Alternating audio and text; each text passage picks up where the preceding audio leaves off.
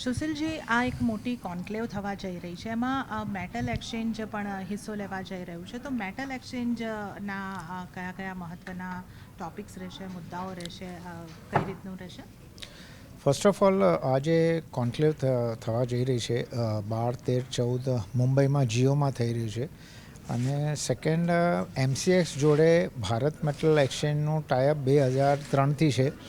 અમારું જ ફોર્સ હતું MCXને કે ભાઈ અમને ડિલિવરી બેઝ જોઈએ છે, કેમ કે આપણે જાણીએ છીએ કે એક પ્રવૃત્તિ હોય છે એક્સચેન્જમાં સટ્ટાની, અને એ સટ્ટાના લીધે બહુ નુકસાન બી થાય છે ઘણીવાર સમજીને ન કરીએ તો. અને સેકન્ડ હતું કે ડિલિવરી બેઝ હશે તો જે લોકોને એકચ્યુઅલ માલનો વપરાશ કે ઉપયોગ કરવાનો છે એ લોકો જ અંદર આવશે. 2009માં MCXે અમારી જે માંગ હતી એને પૂરી કરી અને કોપરના કેથોડનો સેલ ડિપો સ્ટાર્ટ કર્યા. એના પછી આ લોકોએ ઝિંક બી કર્યું છે, લેડ બી કર્યું છે, એલ્યુમિનિયમ બી કર્યું છે.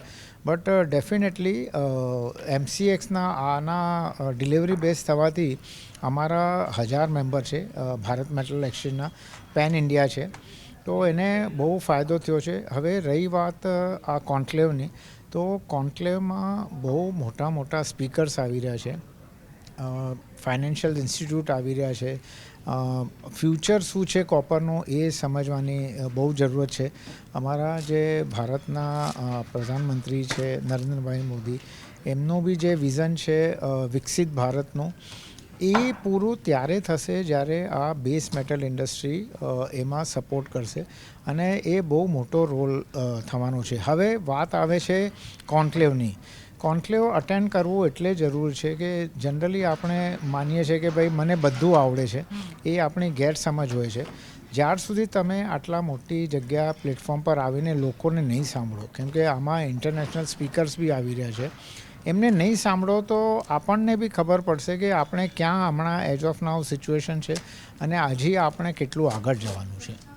એટલે કોન્ક્લેવમાં હું બધાને કહું છું કે કૂવાના મેંડકની તેમ નહીં રહો. બહારની દુનિયા બહુ આગળ વધી ગઈ છે, અને જે અમારા પ્રધાનમંત્રીનું, પંતપ્રધાનનું વિઝન છે એને વિકસિત ત્યારે જ થશે જ્યારે તમે કંઈક મોટું વિચારશો. મોટું જ્યારે વિચારશો ત્યારે મોટું જોશો. અને જીઓ વર્લ્ડમાં જે થઈ રહ્યું છે 3 દિવસની કોન્ફરન્સ છે, નો ડાઉટ એમાં ઘણી ઇન્ડસ્ટ્રી, ગોલ્ડ બી છે, મેટલ બી છે, બધી સેક્ટર્સ ઘણી છે. બટ મેટલનું બી આ લોકોએ બહુ ધ્યાન રાખ્યું છે, અને એના સ્પીકર્સ બી ઘણા સારા સારા આવી રહ્યા છે. જી, અને આપની સાથે વાત કરવાનો મોકો મળ્યો છે. તો અત્યારે એક ચર્ચા જે થઈ રહી છે કે copper is new precious metal, કોપરનું ભવિષ્ય ઉજળું છે. આપ કોપરને માટે કેવું આઉટલુક રાખી રહ્યા છો, અને આપ જો અન્ય મેટલ માટે પણ વાત કરો?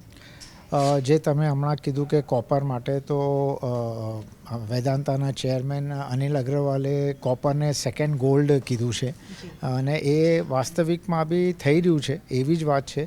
હમણાં તમે એક હસવાની જ વાત કહી શકું છું કે વચમાં તમે સાંભળ્યું હશે કે 1-1 કિલોના બાર, કોપરના બાર લોકો સાચવી રાખ્યા, પર આટલું બી પ્રેશિયસ નથી કે હમણાં 1-1 કિલોના બાર.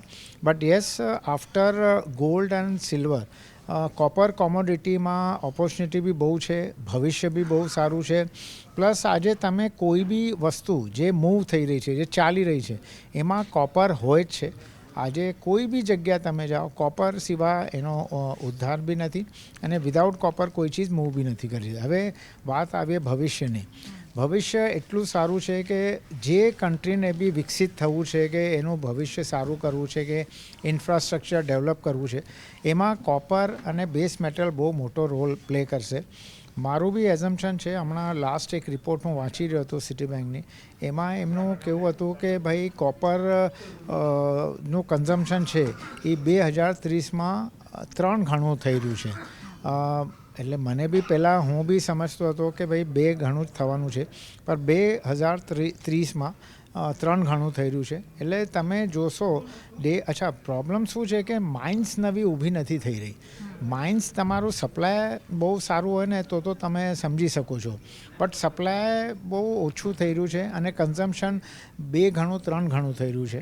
એટલે ફ્યુચર કોપરનું ઇન્વેસ્ટમેન્ટ પોઈન્ટ ઓફ વ્યૂથી બોલો કે ગ્રોથ પોઈન્ટ ઓફ વ્યૂથી બોલો, બહુ સારું છે કોપરનું. જી સર, અને છેલ્લે મારે એ પણ સમજવું હતું કે આ જે કોન્ક્લેવની આપણે વાત કરી રહ્યા છે એમાં ઇન્વેસ્ટરને લાવવાની પણ એક ખાસી એક વાત કરવામાં આવી છે.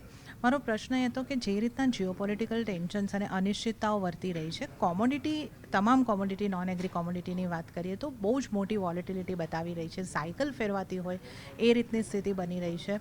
તો આની વચ્ચે સેન્ટિમેન્ટ થોડા જે ઇન્વેસ્ટરના છે કે ટ્રેડર્સના છે એના ઉપર અસર થઈ રહી છે. તો આની વચ્ચે જે આ ઉદ્દેશ્ય છે કે વધારેમાં વધારે લોકો અહીંયા આગળ પાર્ટિસિપેશન કરે, પોર્ટફોલિયોમાં પણ એને સ્થાન આપે, મેટલ હોય કે કોપરને, આના માટે આ એક ચેલેન્જ બની રહ્યું છે કે કઈ રીતે આપ જોઈ રહ્યા છો?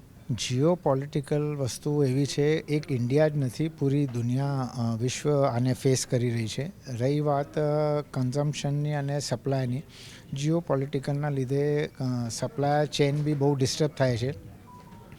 ઇન્ડિયામાં એક બેનિફિટ સારું છે કે અહીંયા રિસાયકલિંગ ઇન્ડસ્ટ્રી બી બહુ ઘણી સારી ડેવલપ થઈ રહી છે અને એને ટેકનિક આવી ગઈ છે કે ભાઈ આપણી જ વસ્તુઓ આપણે વાપરવી. ઘણા વિકસિત દેશો એ ટેકનોલોજી હજી સક્સેસ નથી.